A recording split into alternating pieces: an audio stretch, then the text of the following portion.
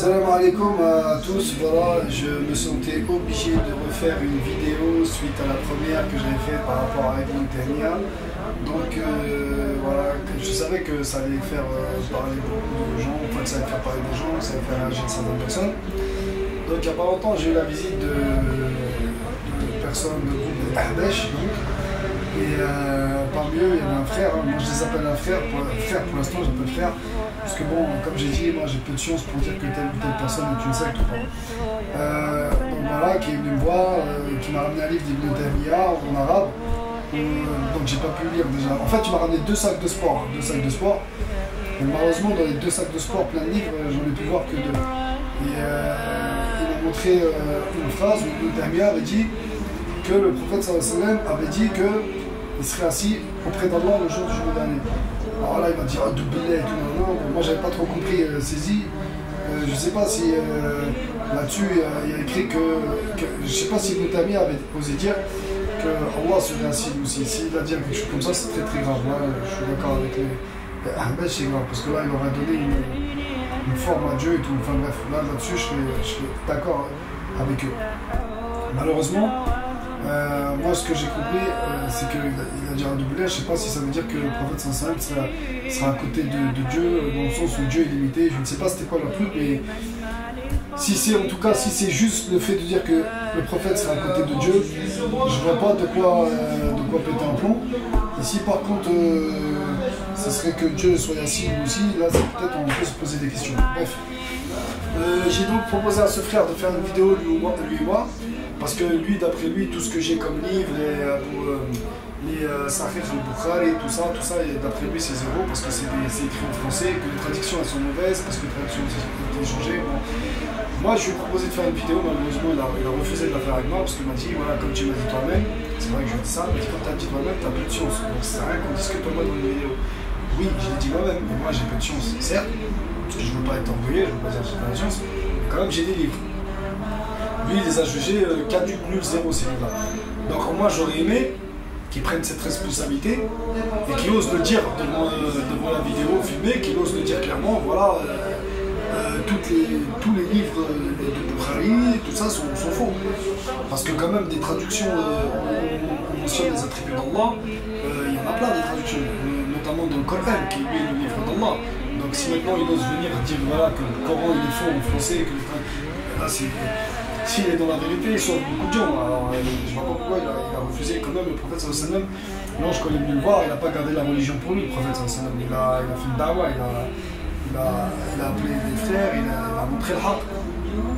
Donc si lui il est dans la vérité, il serait dommage que ce frère garde cette vérité pour lui tout seul. C'est pour ça que je te refais encore un appel de bien vouloir venir faire la vidéo avec moi, de dire clairement ta façon de penser, en tant qu'Ardèche, comme tu m'as dit à moi. On dire directement et dire ce que tu penses de tous ces livres-là. Bref, ça c'était le petit côté. Bref. Maintenant, je vais attaquer encore pour défendre Ibn Taymiyyah parce que je suis encore, je suis pas un fanatique contrairement à ce qu'il pourrait pouvoir voir. Juste, voilà, je reviens encore sur les attributs d'Allah. C'est aussi avec des livres différents. Le jour, j'ai montré la première vidéo, j'ai montré un extrait du Coran, de notre livre sacré, du Coran. Puis j'ai montré des extraits de Sahih al-Bukhari, donc le livre de Bukhari, et des extraits aussi de le livre de Ibn Taymiyyah, justement, un petit livre de Ibn Taymiyyah. Bon, quand même, ces trois livres-là, il a été mentionné certains attributs de Dieu. Maintenant, je vais prendre d'autres livres. Je vais prendre Boulough al-Maram de Al-Hafid ibn Hajar al-Asqalani, si je me suis trompé ma prononciation, désolé, hein. En tout cas vous m'avez compris. Je vais prendre celui-là. Je vais prendre aussi un livre, j'ai trouvé un passage intéressant de l'imam Malik, donc qui est quand même une référence à l'islam, hein. C'est une des quatre écoles malikites. L'imam Malik, je pense c'est le fondateur, on va dire des précurseurs, on va dire des premiers. Et là je vais prendre avec moi aussi Riyad al-Salihin. Alors, donc je vais reprendre les... Là encore, si je sais ce qu'ils vont dire, hein, les Habash, ouais, mais en français, c'est pour ça que j'invite le frère à venir dire clairement ce qu'il pense, ouvertement, Le problème, quand je lui ai dit, je l'ai invité, il m'a dit ouais, mais il faut que je réfléchisse parce que le problème est mes supérieurs. Donc déjà, il n'est pas libre de lui-même, de 1, et de 2, moi, quand il me voit, il est venu sur la vie de ses supérieurs, je pense savoir. Donc c'est dommage qu'il ne veuille pas qu'on voie justement que moi je prenne mes livres, que lui il prenne ses livres, qu'il ramène sa rapide, sa façon de penser, sa façon de voir les choses, et j'expose les miennes aussi. Ça pourrait éclairer les gens.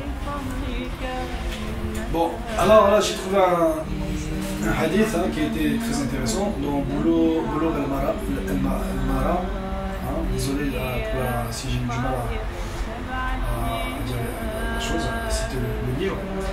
Dans la page 466, au hadith 1354. Alors je recite le hadith. Salman rapporte que le messager d'Allah sallallahu alayhi wa sallam a dit: votre Seigneur est pudique et généreux.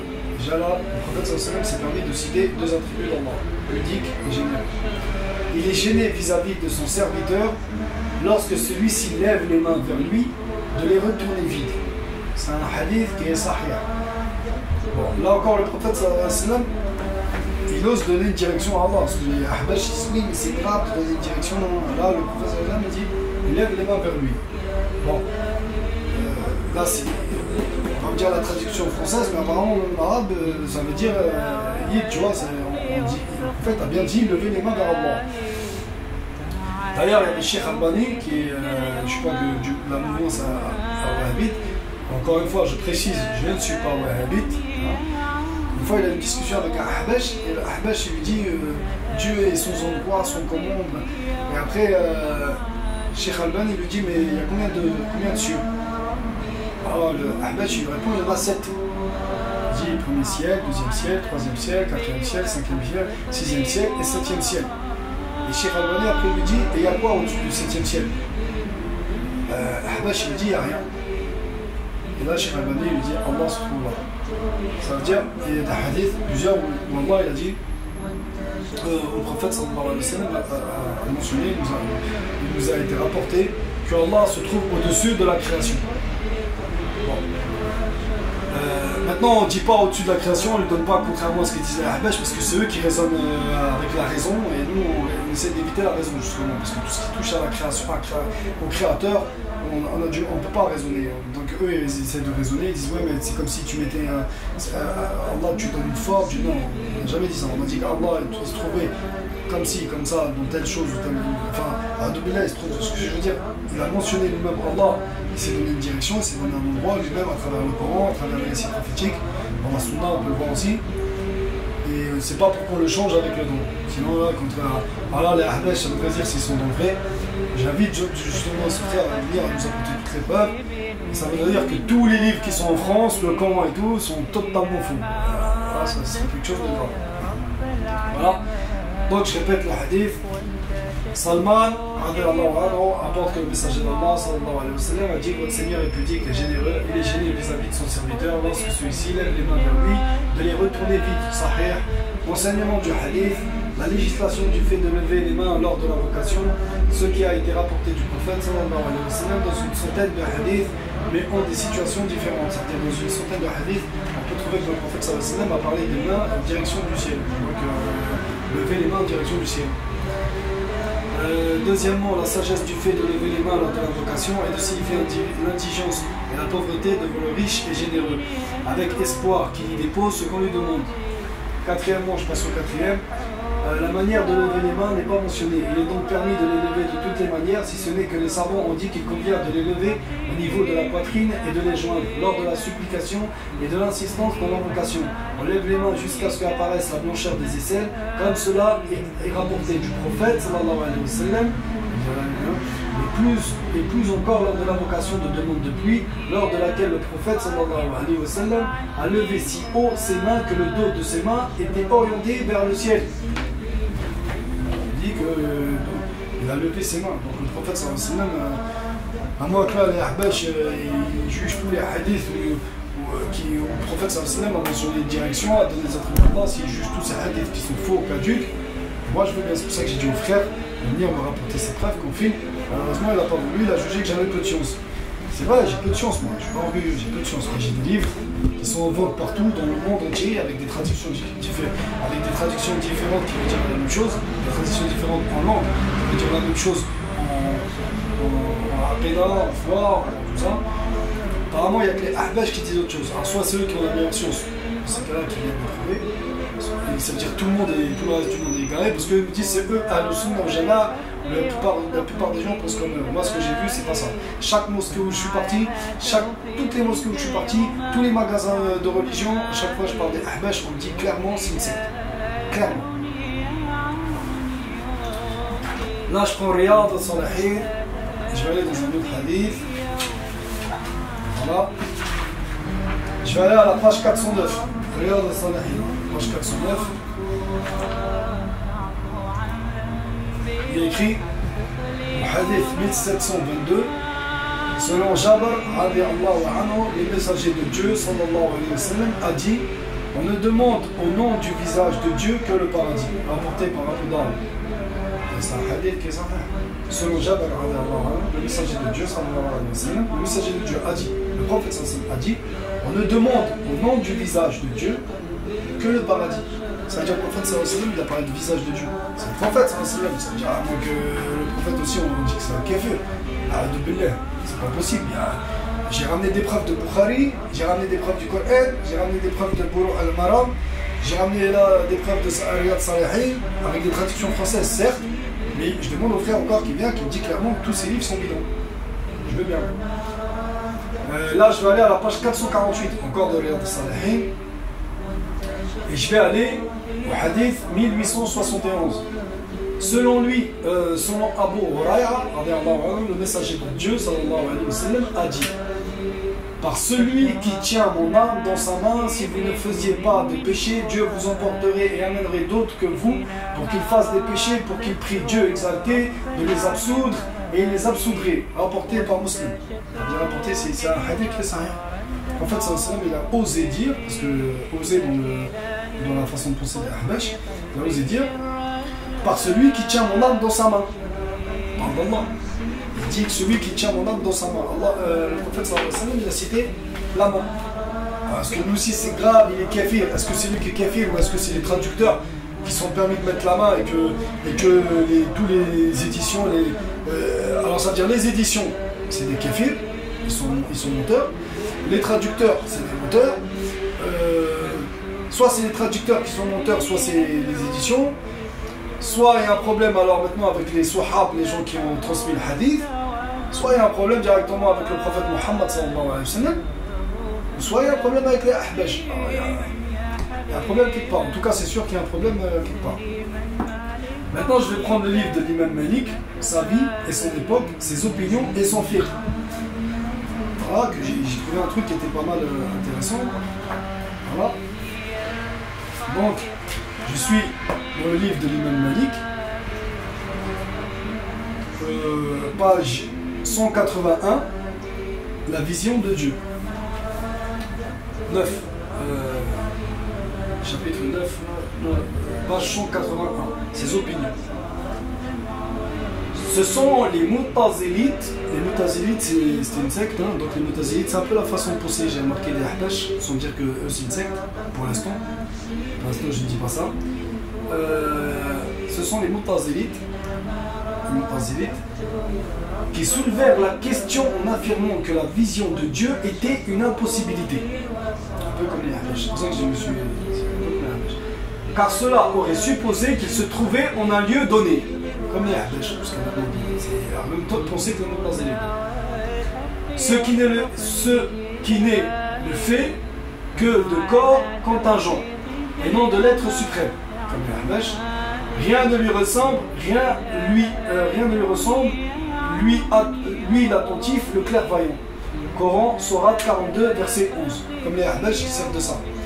Rien ne lui ressemble. Pour dire que voilà, il n'a aucun caractère, aucun caractère de ressembler à l'homme. Je ne veux pas rentrer dans le coffre, je n'assimile pas Dieu, donc on ne dit pas non plus ce que je ne dis pas. Et il a dit à Moïse à ce propos: tu ne me verras pas. Il a dit à Moussa à ce propos: tu ne me verras pas. Coran, Sourate 7, verset 143. Ce qui indique la négation absolue de l'action de voir. Et il ajoute, regarde la montagne, si elle se stabilise, tu me verras. Et au moment où son Seigneur apparut à la montagne, il la réduisit en poussière et Moïse tomba à terre comme foudroyé. Coran, Sourate 7, verset 143. Ils interprétèrent donc ce verset de façon à ce que son sens s'accorde avec leur conception de la pureté de Dieu. C'est-à-dire ils ont pris les versets à leur sauce. Un peu, j'ai remarqué comme il y a la bêche plus ou moins qui à chaque fois tourne des trucs un peu à leur façon de voir les choses. Ça veut dire, voilà. Ils ont tourné ces versets à leur avantage, on va dire.